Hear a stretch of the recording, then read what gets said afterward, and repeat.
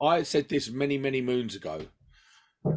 As a right, so we've all been commercial slash industrial electricians. We've all Hmm. done the subcontracting circuit. What do you think is the most important qualification to get work in that? In Probably a sorry, iPath in it. It is the iPath. Yeah, lifters. And I've crashed more lifters than I've done, didn't it? Oh my mate, iPath ran out a couple of years ago. I got mine I'm now, telling left you it. now, you'll get more work with an iPath than you will any other qualification, and including the gold card. If you're an improver with an iPath, you're going to get more work than an electrician without an I've iPath. seen people asking for iPath license drivers for 14 quid an hour, just driving other Yeah, lads around. I've seen it. and it's funny you talk about fucking crashing lifters, mate. I have been. It's like I'm drunk on the lifter. I Yeah, crashed one. yeah, exactly.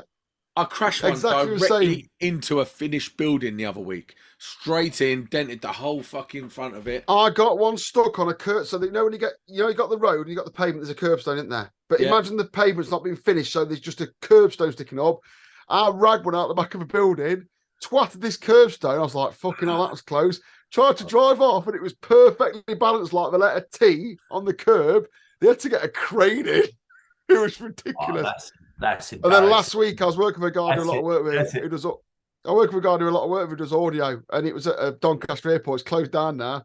And we're always gobbing off at each other. And I was gobbing off at him so hard, I just put the entire cherry picker through the ceiling. I had to spend half an hour bending it all back together and rebuild it, opening it on yeah. CCTV. I did the same. I hit a curb the other week and ripped the tire off the lifter, and it's like just a plastic like mat that goes Yeah, around it. cover. Ripped it straight off. There was a ceiling on one job, I and suppose it might be quite expensive, I mean. Oh, mate, yeah. and I ripped the ceiling up, so it ripped all the fixings out of it and everything. Do you know And what? I renewed mine. but this is the best one. This is the best one. They come round to me and went, "Oh, you was the only person in there lifted the other day." I was like, "No, I wasn't." And they're like, "Well, someone's crashed into the roof. And it must be you." I was like, "It wasn't me." They're like, "It definitely was you." I was like, "No, it wasn't me." And they was looking at me like waiting for me to admit it, and I just didn't admit it. I was like, because that's the first rule in it. If you crash it into something, Never don't admit admit it. Then you're going to go on a podcast and tell everyone. Yeah, but that was about 3 jobs ago. I don't care. No, what? No, I stopped renewing my license because I started to get a bit fearful of them. But not because I'm scared of heights and I trust the engineering. It's that I know how battered about they get. So you get a lifter on site. Sam's been driving the day before, smashed it through a wall. Next thing you know, you're 40 foot in the air. I was like, fuck this, I'm not driving these anymore. So I packed them up.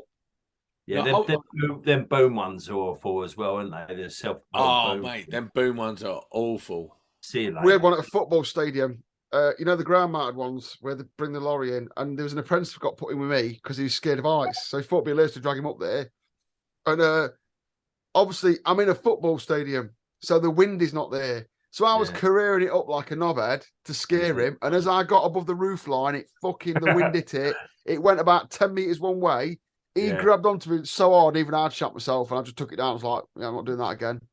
He absolutely just flew across the other way. I think he might have got brown trousers.